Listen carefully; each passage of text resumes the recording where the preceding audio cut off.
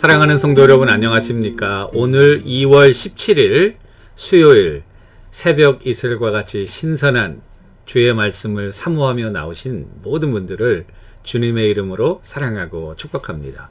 오늘 사도행전 15장 1절에서 5절 말씀 중심으로 우리가 같이 말씀을 상고하려고 합니다. 사도행전 15장 1절에서 5절 말씀입니다. 제가 먼저 말씀을 봉독해 올리도록 하겠습니다.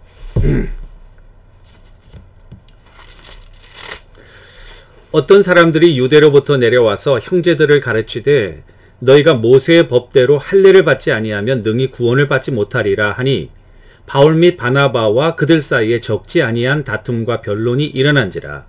형제들이 이 문제에 대하여 바울과 바나바 및 그 중에 몇 사람을 예루살렘에 있는 사도와 장로들에게 보내기로 작정하니라. 그들이 교회 전송을 받고 베니게와 사마리아로 다니며 이방인들이 죽게 돌아온 이 일을 말하여 형제들을 다 크게 기쁘게 하더라. 예루살렘에 이르러 교회와 사도와 장로들에게 영접을 받고 하나님이 자기와 함께 계셔 행하신 모든 일을 말하며 바리새파 중 어떤 믿는 사람들이 일어나 말하되 이방인에게 할례를 행하고 모세 율법을 지키라 명하는 것이 마땅하다 하니라. 아멘. 이것은 우리에게 주시는 하나님의 말씀입니다. 오늘 말씀의 제목은 도전을 두려워하지 말라. 도전을 두려워하지 말라.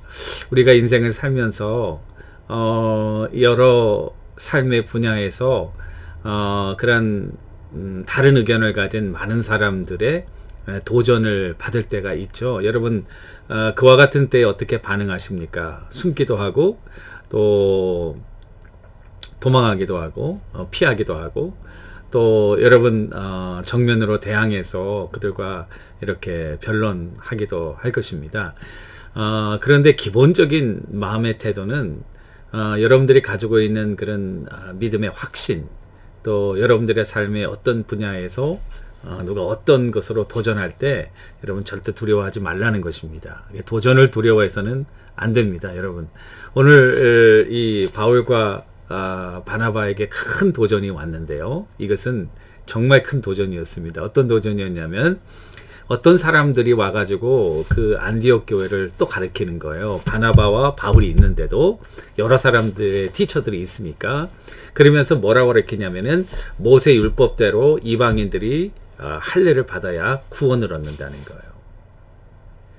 이건 굉장히 큰 도전이에요. 왜냐하면 사도 바울은 율법의 행위로 구원을 받는 것이 아니라 오직 믿음으로 구원을 받는다는 사실과 확신을 1차 전도여행 때 증거했고 그 증거의 역사로 수많은 사람들이 예수를 믿고 하나님의 자녀가 되었기 때문에 그렇습니다. 따라서 이건 굉장히 중요한 이슈인데요. 첫 번째는 구원에 관한 문제이기 때문에 중요한 거고요.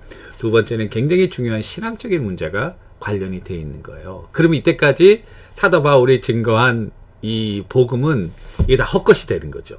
그러니까 구원, 그 사람 다 구원 못 받게 되는 그런 결과이고, 신학적인 문제라고 하는 것은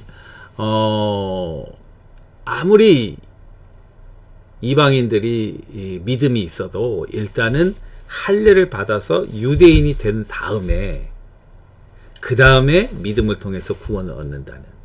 그러니까 유대인들은 바로 믿음으로 구원을 얻겠지만은 이방인들은 다르다. 그 사람들은 이방인이기 때문에 일단 유대인이 돼야 된다. 어떻게 유대인이 되냐? 할례를 받아야 되는 거 아니냐?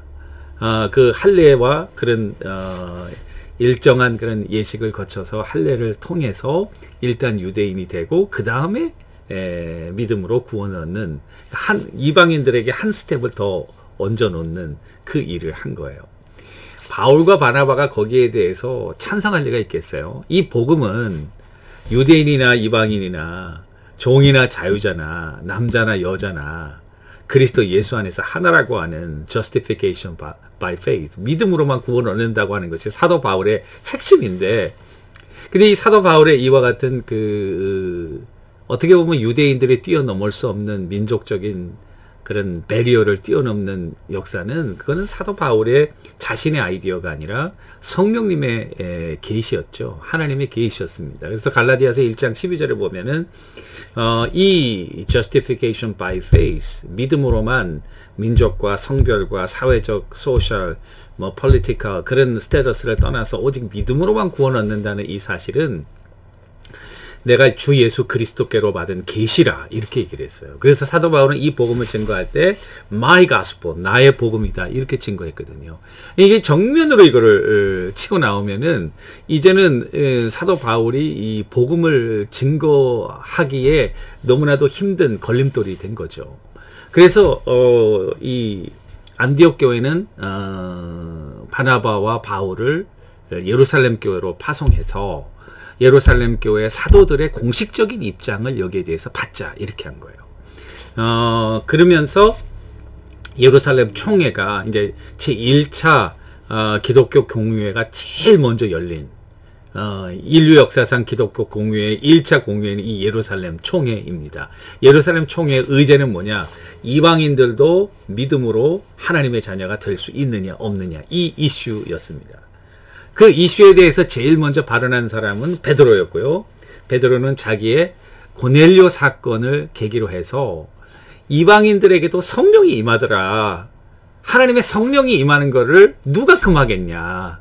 사도가 금하겠냐? 우리의 율법이 금하겠냐? 뭐가 금하겠냐? 하나님의 영이 그들에게 임했는데, 그러므로 사도 베드로도 이방인들도 역시 믿음으로 말미암아 구원을 얻는 사도 바울의 그와 같은 이신청의 복음을 서포트하는 발언을 한 거예요. 그것이 11절에 나와 있는데, 그러나 우리는 그들이 우리와 동일하게 주 예수의 은혜로 구원을 받는 줄을 믿노라. 이 베드로의 발언입니다. 그러면서 그 근거는 고넬료의 사건이고, 그 고넬료의 사건을 가능하게 한 것은 하나님이었다고 하는 사실을 7절에도 하나님이, 또 8절에도 하나님이, 주어가 하나님이에요. 그러니까 하나님이 하시는 일은 아무도 막을 수 없다. 이 일을 얘기한 거죠. 그리고 나서 이제 야고보 장로, 예수님의 친동생 야고보 장로가 그 우상 제물에 바쳤던 제물을 먹지 말라. 또 음행을 해서는 안 된다. 또 짐승을 피채 먹어서는 안 된다. 이런 부수적인 조건을 달고, 그리고 사도 바울의 이방 전도에 관한 그와 같은 사건을 인돌스하는. 그래서 결과적으로 보면은 이제 명실공히 사도 바울의 복음이 이 기독교의 정식 복음이 되는 그와 같은 역사가 오늘 15장을 통해서 이루어지게 되었다는 사실이죠. 만일 도전이 없었다면 이런 절차도 필요 없었겠고, 뭐 조금 편할 수도 있었겠죠. 그러나 사도 바울은 계속적으로 그와 같은 도전에 시달리게 되고, 그의 사역은 아마 많은 제약을 받았을 것이 틀림없습니다. 그런데 이 도전을 통해서 오히려 모든 문제가 클리어되면서 사도 바울은 2차, 3차 아주 자신 있고 확신 있게 복음을 전하게 된 거죠. 우리가 어떤 일을 행하면서 이런 도전과 또 위협과 또 유혹 이런 것들을 받게 됩니다. 거기에 대한 여러분들의 태도는 어떻습니까? 도망가고 숨고 회피하고 싶은 것이 인지상정이겠죠.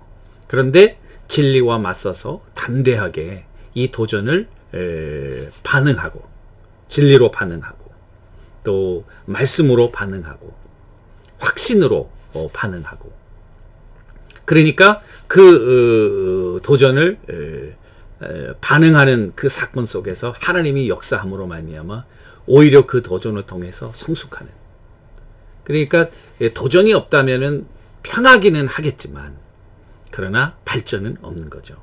도전을 통해서 그 도전을 이기기 위한 많은 노력, 또 수고, 그와 같은 헌신, 그와 같은 것을 통해서 기독교의 진리는 더 살리되어지고, 하나님의 복음은 이제 2차, 3차 전쟁을 통해서 더 강력하게 온 세계로 퍼져나가게 되었다는 사실입니다.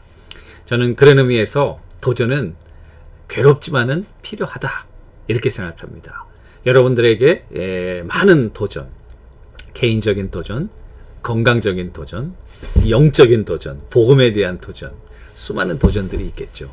그 도전을 여러분들이 어떻게 대처할지 여러분들의 애티튜드를 한번 생각해보고, 그 도전을 회피하는 것이 아니라 주님을 의지하면서 진리 가운데 그 도전을 포용함으로 말미암아 그 이전에 가질 수 없었던 새로운 차원으로 여러분들의 삶의 질이, 영적인 차원이 한 단계 더 올라가고 하나님의 영광과 주권이 여러분들의 삶을 통해서 더 강하게 증거되는 그와 같은 계기가 되기를 간절히 예수님의 이름으로 축원합니다. 한번 기도하겠습니다. 하나님 아버지, 바울과 바나바에게 복음에 큰 도전이 있었지만 성령의 은혜로 오히려 그리스도의 복음이 확증되게 되었으며 복음이 더 강하게 전파되는 기회가 되었다는 사실을 꼭 기억하게 하시고 우리에게 주어지는 삶에서 주어지는 수많은 도전들을 주님을 의지하며 성령의 능력으로 진리 위에 바로 서서 잘 감당함으로 말미암아 잘 대처함으로 말미암아 오히려 도전 속에서 우리의 삶이 더 성장하고 성숙하며 하나님의 나라와 진리를 더 강하게 선포하는 그리스도의 제자들 되도록 우리 모두에게 큰 은총 베푸시옵소서. 감사드리오며 예수님의 이름으로 간절히 기도 올리옵나이다. 아멘. 여러분, 오늘도 도전 속에서 믿음으로 승리하시는 여러분들과 제가 되기를 주님의 이름으로 축원합니다. 화이팅!